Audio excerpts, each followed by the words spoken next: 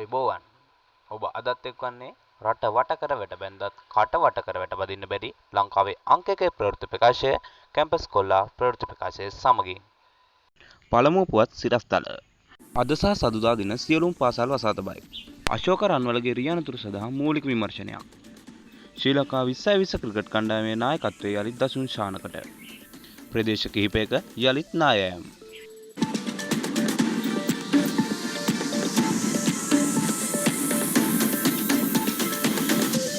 එම පුවත් සවිස්තරාත්මකව අද සහ සදුදා දින සියලුම පාසල් වසා දමයි. මධ්‍යම පළාතේ සියලුම පාසල් අද සහ සදුදා දින වසා තැබීමට තීරණය කළ බව මධ්‍යම පළාත් අධ්‍යාපන ලේකම් මදුෂානි පියසේන පවසයි. දැනට පවතින අයහපත් කාලගුණ තත්ත්වය සැලකිලා ගනිමින් මෙම තීරණයකත් බවයි ඇය සඳහන් කරන්නේ.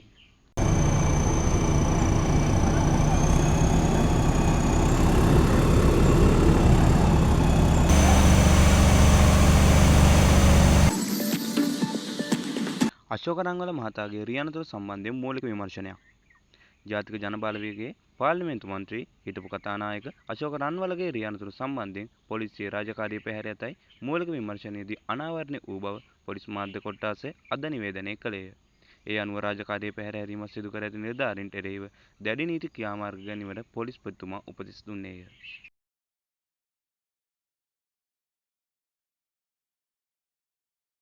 හිටපු කතානායක අශෝක රන්වල ධාවනය කළ ජීප් රථයක් 1 දෙසැම්බර් 11 වනදා රාත්‍රියේ සපුගස්කන්ධ ප්‍රදේශයේදී තවත් මෝටර රථයක සහ යතුරුපදයක ගැටුව සිදු අනතුරින් කුඩා දරුවෙකු ඇතුළු දෙදෙනෙකු තුවාල ලැබුවා. ඉන්පසුව අනතුරු සම්බන්ධයෙන් අත්අඩංගුව අරගෙන අධිකරණයේ ඉදිරිපත් කළ මන්ත්‍රීවරයා පසුව අපමත මුදා හැරුණා. කෙසේ වෙතත් අනතුරු අවස්ථාවේ බීමත්කම් පරීක්ෂා කිරීම පමා වීම ඇතුළුව නීතිය ක්‍රියාත්මක කිරීමේ පමා සම්බන්ධව විවිධ පාර්ශ්වවලින් මෙහිදී විවේචනය එල්ල වුණා. ඒ අනුව එහිදී සපුගස්කන්ධ පොලිස් නිලධාරීන් නිස්පරිදි රාජකාරී කටයුතු සිදු කර ඇද්ද යන්න පිළිබඳ සේම සඳහා පොලිස්වරයාගේ නියමයෙන් රථ වාහන පාලක හා මහා මාර්ග ආරක්ෂා දිසාභාර නියෝජ්‍ය පොලිස්පති WPJ සේනාධීර විමර්ශනයක් සිදු කළ බව පොලිස් මාධ්‍ය ප්‍රකාශ කොට්ටාසය පැවසුවා.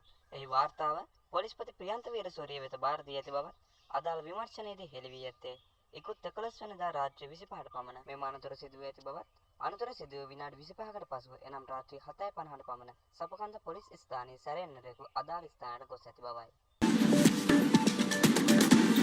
ශ්‍රී ලංකා 2020 ක්‍රිකට් කණ්ඩායමේ නායකත්වයේ යලිත් දසුන් ශානකට පැවරීමට කටයුතු කර තිබෙනවා. 2026 වර්ෂයේ පැවැත්වෙන 2020 ලෝක කුසල ක්‍රිකට් තරගාවලිය තෙක් ශ්‍රී ලංකා කණ්ඩායම නායක ලෙස දසුන් ශානක කටයුතු කරන බව ශ්‍රී ලංකා ක්‍රිකට් නව තේරීම් කමිටු සභාපති ප්‍රමෝද වික්‍රමසිංහ පවසනවා. වත්මන් තේරීම් කාඩ් පත් වීමෙන් පසු අද ක්‍රිකට් ආයතනයේ පැවැත්වෙන මාධ්‍ය හමුවට එක් වෙමින් ඔහු මේ බව පැවසුවා. අවස්ථාවක් දෙනවා ශ්‍රී ලංකා ක්‍රිකට් ඒ වගේම ක්‍රීඩා අමාත්‍යතුමා අතුරු ශ්‍රී ලංකා ක්‍රිකට් සියලු දෙනාටම මට නැවතත් මට ආරාධනා කිරීම ගැන ඒ වගේම අද අපේ මූලිකත්වය තියෙන්නේ ඉදිරියේ පැවැත්වෙන ලෝක කුසලානය සඳහා කවුද නායකත්වයේ දරන්නේ සහ ප්‍රිමියරි ස්කොඩ් එක අනවුන්ස් කරන්න. ඉතින් මේ සාමාන්‍යයෙන් මම ඊයේ අපි පතුනේ පස්සේ අපි සියලු දෙනාම head of high performance ජරම් Jayaratne ඒ වගේම national coach සනත් ජයසූරිය අපි ගෙන්නලා සාකච්ඡාවක් පවත්වලා සාමාන්‍යයෙන් අපි තීරණය කරා මොකද කලින් හිටපු තේරීම් කමිටුව කණ්ඩායමක් තෝරලා තිබ්බා 25ක ඒක තමයි සාකච්ඡා කරේ අපි සනත් ජයසූරියත් එක්ක. ඊට පස්සේ කතා කළා අපි තීරණය කරා ඒ 25මත් එක්කම අනවුන්ස් කරන්න ලෝක කුසලානිය දක්වා ස්කොඩ් එකක් විදියට. එතකොට ඉදිරියට පාකිස්තාන සංචාරය සහ එංගලන්ත සංචාරය ලෝක කුසලානිය. එතකොට මේ 25න් තමයි තෝරන් තේරුම් කරන් ලබන්නේ. ඒ වගේම කණ්ඩායමේ ලෝක කුසලානිය දක්වා දසුන් ශානක අපි තීරණය කරා නායකත්වයේ දරන්න ගප්සන ජයසූරියත් එක්ක සාකච්ඡා කළා. ඒකම තමයි අපි තීරණය කරේ. එහිදී ඔවුන් පවසා සිටියේ පෙර තේරීම් කමිටු ලෝක කුසලානය වෙනුවෙන් ක්‍රිකට් ක්‍රීඩකයන් 25ක් සංචිතයෙන් නම් කර තිබූ බවත් එම සංචිතය වෙනස් නොකර ඉදිරියටම පවත්වාගෙන යන බවත්ය. ප්‍රදේශ කිහිපයකට යලිත් නායම් සම්බන්ධයෙන් අවධානයෙන් සිටාමින් උපදෙස්. ගත වූ පැය 48 තුළ මහනුවර උඩුදුම්බර ප්‍රදේශයට මිලිමීටර් 300 ඉක්ම වර්ෂාපතනයක් ලැබීමත් සමග නායම් කිහිපයක් වාර්තා වී ඇතැයි ජාතික ගොඩනැගිලි පරීක්ෂණ සංවිධානය පවසනවා. එම සංවිධානයේ ජ්‍යෙෂ්ඨ භූ විද්‍යාඥයා වසන්ත සේනාධීර පවසා සිටියේ මෙම තත්ත්වය සමග දෙනවිටිය ප්‍රදේශයේ නායෑමක් සිදු වූ බවයි. නායෑමෙන් නිවාස කිහිපයකට හානි සිදු වී ඇති අතර එම නිවාසවල සිටි ජනතාව කඩනමින් ඉවත් කර බවද වසන්ත සේනාධීර පැවසුවා.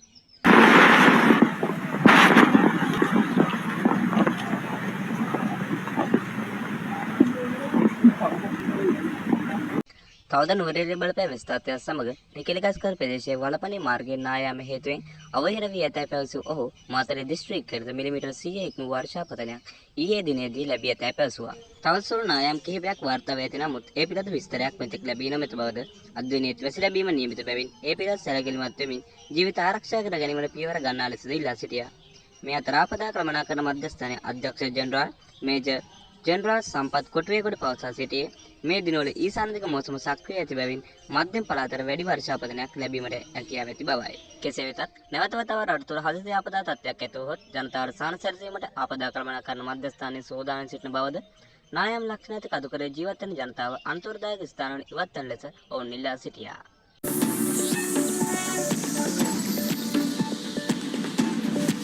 එම ප්‍රවෘත්තිය සමග අදට නියමිත ප්‍රවෘත්ති ප්‍රකාශය මෙතනින් අවසන් වෙනවා. සියලු දෙනාටම ආයුබෝවන්.